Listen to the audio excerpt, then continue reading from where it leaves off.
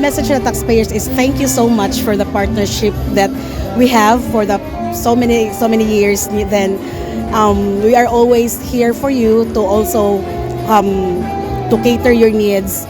And of course, we are grateful for your contribution, especially to the aspiration of the city mayor for a Singapore-like with Melbourne feature, Cebu City.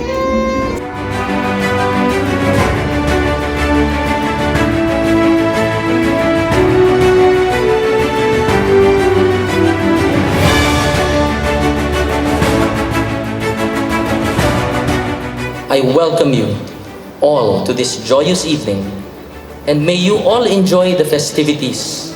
We pray that you may have an even more prosperous year ahead. We pray that you will have better years, especially in your businesses. We pray that you will double, quadruple all the profits that you have been making in the past, because we know as you grow, your Cebu City will grow with you.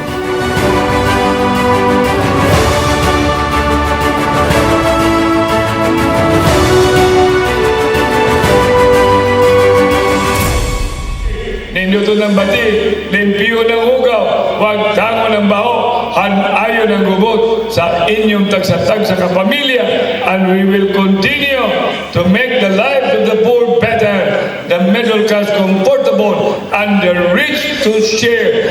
Help your mayor, trust your mayor. We will go higher and higher and make Cebu City a super city, and all the 80 barangays a city-like barangay.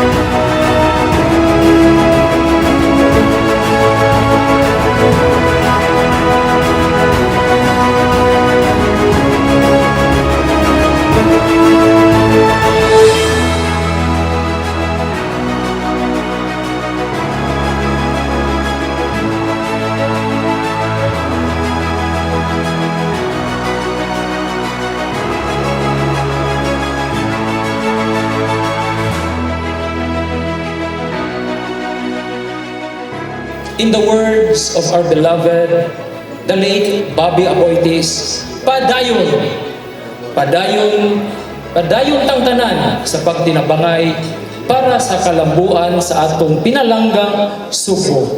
Padayon.